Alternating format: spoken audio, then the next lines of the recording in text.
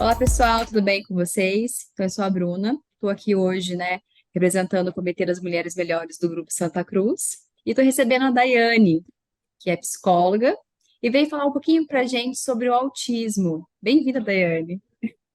Boa tarde, pessoal. Obrigada, Bruna. Então, assim, vamos começar, né, contando um pouquinho, quem que é a Daiane? Bom, vamos lá, pessoal. Meu nome é Daiane Passoni, eu sou psicóloga clínica já formada há 5 anos. E eu comecei a atuar, né, do ano passado para cá, com o autismo, né, principalmente na primeira infância, que tem sido uma demanda que tem crescido bastante. Mas eu também sou psicopedagoga escolar. Então, eu trabalho tanto na área clínica quanto na escolar. Legal. E assim, Daiane, até o convite feito para você, né? Era uma dúvida aqui das nossas mães, mulheres, né, que acompanham aqui o nosso canal, no nosso debate, a gente tem também internamente, conhecer um pouquinho mais sobre o tema, né? Que não é um tema novo, mas que gera muitas dúvidas. Então, eu queria saber de você quais as principais características, como identificar, né, nas crianças, o autismo. Bom, pessoal, vamos lá. Eu gosto sempre de colocar que para a gente poder pensar em autismo, a gente precisa pensar numa tríade, tá? Porque o autismo ele é um conjunto de sintomas, então não vai ser um fator isolado, tá? E aí, para a gente pensar nessa tríade, que vai ser o nosso primeiro ponto de identificação, então é o quê? Comunicação social. Comunicação social não quer dizer apenas a linguagem falada. Então, essa criança ela pode ter o atraso de fala, como ela também pode conseguir falar, mas ainda assim não conseguir se expressar, tá? Então, é uma deficiência realmente na comunicação no geral. Mas na maioria dos casos, as crianças autistas apresentam também o atraso de linguagem oral, tá? Esse é o primeiro ponto dessa nossa tríade, tá? O segundo são os movimentos repetitivos e ou estereotipados, né? Então, é aqueles padrões persistentes, né? Pode ser de movimento motor. O mais comum que a gente encontra, por exemplo, mãozinha chacoalhando, que é o famoso flapping, né? Pode ser falas repetidas. A criança ela fala uma palavra sempre em sequência, uma mesma palavra o tempo todo. Pode ser a repetição de um desenho que essa criança gosta e ela só assiste o mesmo desenho. Pode ser a repetição na brincadeira, então ela só brinca com um determinado tipo de brinquedo, sempre do mesmo jeito, né? E aí esses padrões restritos, estereotipados na brincadeira entram também muito comumente naquele famoso enfileirar brinquedos, né? Ou empilhar. Então a criança ela não tem muito repertório funcional na brincadeira dela. Então, é sempre de uma mesma forma, tá? E aí, então, para fechar essa principal, né, tríade aí do autismo, que dentro também da comunicação, a gente vai poder estar observando também um baixo contato visual, tá? Então, esse contato visual, ele vai variar, tá? Em frequência de criança para criança. Então, nós temos o autista que olha nos olhos, mas não mantém, e nós temos até o autista que não olha, não fixa, não atende pelo nome, tá? Então, são as principais características que a gente observa numa criança com autismo. E assim, Dai, quando, né, alguém identificar alguma dessas características, né, ou até perceber uma coisinha ali que não está, né, de regra diferente, quem que ela deve procurar? O que que ela deve fazer? Tá, pessoal, o primeiro profissional, né, que tem que ser realmente procurado é o neuropediatra, tá? Normalmente, o neuropediatra ele vai encaminhar essa criança para que um psicólogo comportamental possa fazer a avaliação de desempenho de comportamento dessa criança. Então, na verdade, são dois profissionais que vocês podem até procurar ao mesmo tempo. Um psicólogo infantil da linha comportamental e já o neuropediatra. Porque o psicólogo sozinho, ele não fecha o diagnóstico, tá? A única pessoa que vai bater o martelo nesse diagnóstico é o profissional da neurologia infantil ou psiquiatria infantil. Então, esses dois são os principais para procurar assim que identificar algum sintoma. Porém, Quando identificado o autismo e realmente laudado, nós já temos que fazer um trabalho com uma equipe multidisciplinar, tá?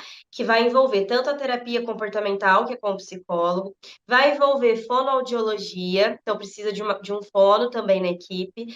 Na maioria dos casos, um terapeuta ocupacional também precisa, tá? E aí, esse neuropediatra esporadicamente para estar acompanhando todo esse tratamento. Então, não é acompanhamento fácil, né? Então, eu acho que Exatamente. a importância da família, né, nesse primeiro contato é muito grande, não é? Total, porque o que que acontece, pessoal? Ainda é muito comum a gente ouvir as pessoas colocarem assim: ah, mas cada criança tem seu tempo, cada criança tem seu jeitinho, né? Falou primeiro, anda mais tarde, ou andou primeiro, vai falar mais tarde. E hoje em dia a gente sabe que não é bem assim, né? Hoje em dia a gente tem bastante pesquisa científica, né? Que mostra pra gente que nós temos aí alguns marcadores do desenvolvimento. Tanto quando o bebê nasce, de mês a mês, ele já tem que estar fazendo coisas determinadas e próprias ali para cada mês, quanto de ano para ano, né? Então vamos pensar aí, uma criança de 2 aninhos de idade, tá? Que é o mais comum da gente começar a identificar, Uhum. essa criancinha ela já tem que estar falando e fazendo frases simples, né? Então, mamãe, quero comer, mamãe, quero água, enfim, quero brincar. Essa criança ela já precisa ter um diálogo funcional de conseguir se comunicar e passar a mensagem, a necessidade dela e também receber aquilo que falam para ela. E quando a gente identifica que não existe esse repertório, a gente já entende que existe um atraso, né? Então, a criança ali de 1 ano e meio que ainda não fala nada, ah, mas andou cedo, então vai atrasar para falar.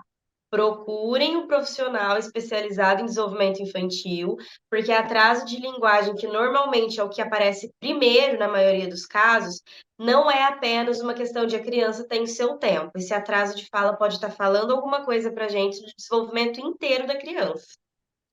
E sabe que, né, uma das principais dúvidas quando surgiu o assunto aqui que a gente queria falar sobre autismo, né, que a gente vê muito hoje reportagens trazendo esse tema e vê que aumentou muito os casos, né? Mas não sabe, aumentou os casos ou aumentou o diagnóstico, né? A gente fica um pouco na Na dúvida até dúvida. sobre o assunto. Isso. Na verdade, acontece um pouco dos dois, né? Esse grande aumento de casos, ele é multifatorial, na verdade. Então, hoje em dia, nós temos desde o diagnóstico precoce. Então, o transtorno do espectro autista, ele é um transtorno que pode ser diagnosticado ainda antes dos 3 anos de idade. Então, a criança ela não precisa ter lá seus 5, 6 anos para ser diagnosticada no autismo. O autismo ele é detectável muito antes, tá? Então, tem essa questão do diagnóstico precoce, tá? Nós temos também a nova mudança que aconteceu no Manual Diagnóstico Estatístico de Transtornos Mentais, que é o DSM-5, que hoje em dia ele traz para a gente níveis de suporte. E aí, dentro desses níveis de suporte, a gente entende que o autismo ele não é um padrão. Então, antigamente, as pessoas elas viam o autismo somente aquela pessoa bem com bastante prejuízo, né? Então, que se balançava, que não falava, aquela pessoa bem prejudicada mesmo. E hoje em dia não é mais assim. O autismo, quando a gente fala em espectro, a gente pensa em muitos fatores, né? E cada pessoa ela vai ter prejuízos em níveis e frequência diferentes. Então, esse é um Interessante. dos fatores pelos quais Uhum. aumentaram também. E aí tem um outro ponto que eu esqueci aqui de comentar, que é o diagnóstico tardio também. Então, ao mesmo tempo que nós temos muito diagnósticos hoje em dia precoces, por conta de estudos que a gente tem, né, mais avançados, a gente também está recebendo diagnóstico tardio de adultos que se identificam dentro desse espectro, que é esse multifator, de possibilidades e procuram por avaliação e descobrem que estão dentro do espectro autista. É, vai começando a entender, estudar um pouquinho mais, se autoconhecer e aí vai procurar ajuda, né? Que não teve na infância, Exatamente. né? E aí, qual que é a Exatamente. importância em si de a gente começar na infância? O que que isso vai repercutir na vida adulta, né? Dessa Aham. criança? Como que vai ser? Que acontece? Quanto mais cedo a gente começar a intervenção, mesmo que não dê para fechar, porque existem muitos casos que as crianças não preenchem todos os critérios, então essa criança continua em análise. Mas mesmo em análise, já existe uma estimulação para as habilidades que estão em defasagem, né? E aí, o que que acontece? O autismo, por ele ser um conjunto de características que impactam no comportamento da criança, a gente vai entender que essa pessoa ela vai ter falhas em várias habilidades da vida dela. Então, ela vai ter falhas no desenvolvimento emocional, no desenvolvimento social, algumas no desenvolvimento intelectual, né? E aí, o que acontece? Esse conjunto de fatores, eles limitam as crianças. E aí, quando eu falo que nós temos de ano a ano marcadores de habilidades que a gente já tem que ter adquirido ao longo do nosso desenvolvimento, quanto mais atrasos essa criança acumular, mais prejuízos ela vai ter na vida adulta. Porque quando a gente pensa, um exemplo que eu gosto de dar, uma criança que foi aí, que começou o tratamento com 4 anos de idade, mas ela funciona como uma criança de 2 pelo acúmulo de atrasos dela. Se essa criança de 4 não tivesse procurado ajuda, quando ela chegasse nos 18 anos dela, ela não ia continuar só com 2 anos de atraso, ela ia ter de atraso a metade da vida dela. Então, é sempre a metade. Então, quanto antes essa criança for assistida, por profissionais do desenvolvimento infantil, mais ganhos a gente consegue através das estimulações, que são individuais de cada caso, né? Fazer com que essa criança vá atingindo o que é esperado para a idade dela, até ela chegar na vida adulta. Então, assim, quanto antes, melhor, né? Quanto antes. Exatamente. Uhum. E assim, até a gente tinha conversado um pouquinho antes, né? Você falou também a parte da mulher dentro do autismo, né? Que é Aham. diferente, né? A questão é, E, do homem e da mulher, né? Para o diagnóstico, para o desenvolvimento. pessoal, existe também essa questão que é muito mais fácil, entre aspas, a gente detectar o autismo em pessoas do sexo masculino do que no feminino. Existe uma capacidade, vamos dizer assim, de camuflagem por parte das meninas com relação aos sintomas do autismo, tá? Por quê? A gente ainda está tendo muito estudo em torno disso, tá? E as recentes pesquisas mostram para gente que por conta de um fator social também, então da mulher ter que ter ali várias funções ao mesmo tempo, né? O homem dentro de uma perspectiva sociocultural, o homem ele tem que dar conta do quê? De prover, né, o bem-estar ali financeiro, vamos dizer assim, para a família. Enquanto que a mulher ela tem que ser esposa, mãe, algumas têm que trabalhar e dar conta de várias coisas ao mesmo tempo. E por conta dessa demanda, a criação de um filho menino e de uma filha menina, ela é diferente. E por conta desses aspectos, até uma questão de estímulo, vamos dizer assim, de como nós estimulamos, essa criança que é do sexo feminino consegue camuflar mais os sintomas do autismo que estão relacionados à parte social. Então, a menina, ela consegue manter mais o contato visual, ela consegue se expressar. Se não for falando, ela consegue apontar. Só que ela também vai ter um prejuízo na intensidade dela emocional, né? Então, se ela não for correspondida, vai ter ali um transtorno ali, ela vai ficar também tão incomodada quanto uma criança autista menino ficaria, mas existe pequenas situações onde a menina ela camufla realmente alguns sinais. Olha como é interessante, né? A concepção da sociedade, como que ela influencia em tudo na nossa vida, né? Ela não fica só no cantinho, né? Ela vai se E dissolvendo. exato, e tem toda aquela questão, porque o menino é assim mesmo, o menino às vezes é mais arteiro, é não sei o quê. Então isso vai, querendo ou não, também normalizando algumas coisas. Uhum. E aí acaba sendo mais difícil o diagnóstico, né? E acaba atrapalhando também, né? E Atrapalha muitas, um pouco. muitas vezes, eu acredito que assim, às vezes os pais não conseguem visualizar isso, né? Aí quem acaba Uhum, vendo é alguém de fora, né? Então, uma amiga da uhum, família, uma outra pessoa. E qual que seria, uhum, assim, a sua recomendação como essa pessoa deve proceder, né? uhum. Se ela perceber alguma coisa que possa ajudar. Aham. Vamos lá, pessoal. Eu sempre gosto de colocar que quando a gente vai falar sobre qualquer coisa, tem que fazer sentido. E nesse caso, para orientar alguém, né? Às vezes não é o meu filho, não é a minha criança, mas é de uma amiga, meu Deus, como eu vou falar? né? Na verdade, a criança, ela aprende, né? O primeiro contato dela com a aprendizagem é o quê? Brincando. E é assim, toda criança que é autista, ela vai ter um repertório lúdico diferenciado. Então, a criança, ela já precisa dar funções corretamente para objetos. Então, ela tem que saber que o carrinho é para fazer vrum vrum, ela tem que saber que a boneca é para nanar, dar comidinha e dar mamar. Ela tem que saber que o bloquinho é para montar, mas que dá para montar de várias formas. Se eu percebo que essa criança não tem essa interação, eu alerto a pessoa que está com essa criança, olha, ele não explora tanto, né? Para a idade dele já deveria estar. Então eu falo que a gente precisa se respaldar muito realmente no que a ciência traz para gente. O que já é esperado para uma criança que está nessa idade? Ele está fazendo? Não, não está? Então eu acho que a gente precisa procurar, né? E mais comumente, como eu falei, com relação ao atraso de fala, por mais que existem muitas pessoas que acreditam que vai falar no tempo dele, mas, pô, quanto esse atraso de fala não está prejudicando essa criança, porque quando ela encontra com pares da mesma idade, ela não consegue se comunicar, isso deve ser muito frustrante para ela. Então, a gente precisa buscar ajuda para que essa criança consiga ter um convívio legal até com as outras, para que ela consiga se expressar. Então, a gente pode dar dica, né, para as pessoas, mas se respaldando realmente naquilo que já era esperado, não comparando de, essa criança eu vou comparar com o priminho. Não, não é esse tipo de comparação, mas é um comparativo com relação à idade. Né? Então, uma criança de 2, 3, 4 anos, o que que ela já precisaria estar fazendo e não está? Né? Então a gente precisa realmente ter esse tipo de atenção para conseguir falar e passar a mensagem aí da forma mais adequada.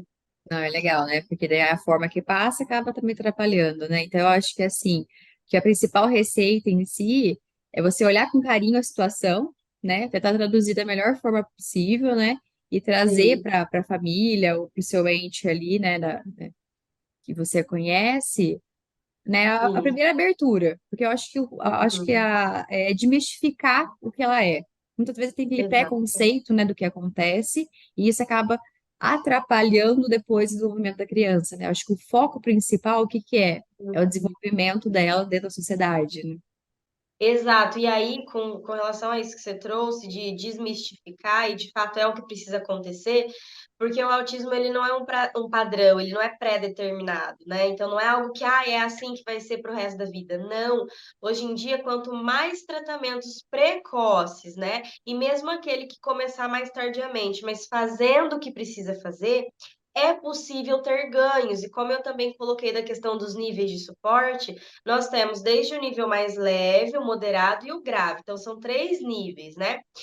Essa criança, até se a gente for parar para pensar numa criança até de nível 2, com os tratamentos corretos, ela pode vir a ficar no nível 1 de suporte. Né? Uma criança de nível 3, se ela não tiver um comprometimento intelectual, que aí é com relação a outras habilidades, ela pode cair para nível 2. Tá?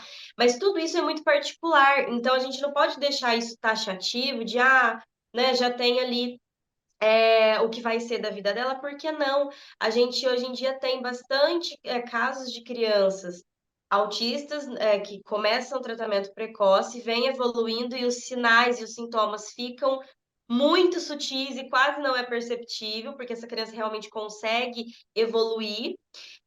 Como nós temos os casos das pessoas que descobrem na vida adulta e já estão trabalhando, já se casaram, tiveram filhos, mas que por um prejuízo ou outro ali acabou fazendo essa descoberta e às vezes poderia ter sido mais fácil se tivesse descoberto antes. Então, realmente são casos muito individualizados, mas que com o tratamento correto, essas pessoas podem ter uma vida normal, vamos dizer assim, né? Ter uma vida aí como todo mundo gostaria, estudar, trabalhar, ter relacionamentos. Ela vai ter uma vida mais tranquila, né? Ela vai conseguir Exatamente. trabalhar com todas essas barreiras que poderiam ser já Exato. derrubadas antes, né, do que você ter que E enfrentá-las, né? adquirir habilidades sociais, que a gente trabalha muito isso com adolescente e adulto, né? Então, tudo isso hoje em dia é possível, só que a gente sempre gosta de frisar, quanto mais cedo, melhor. Antes de remediar, né? Tratar antes do que Exatamente, remediar depois, né? com certeza. Então, Daiane, eu queria agradecer a sua presença nesse bate-papo. Acho que nossas amigas, nossas mulheres aqui vão ficar muito felizes com essa abertura, conhecer um pouquinho mais sobre o autismo, que eu acho que gera muitas dúvidas, principalmente nas mães que já têm as Aham, crianças, as futuras mães, né, que planejam ter filhos também, as famílias, né, os pais. Então, eu quero aham. agradecer a sua presença, tá? Mais para frente tem novos projetos aí, né? E convidar todas as mulheres para continuar assistindo nosso canal, que todo mês a gente tem um vídeo novo, tá bom? E muito obrigada pela presença de todas. Obrigada, Obrigada. viu, Bruno, pelo convite. Até mais. Até, tchau, tchau.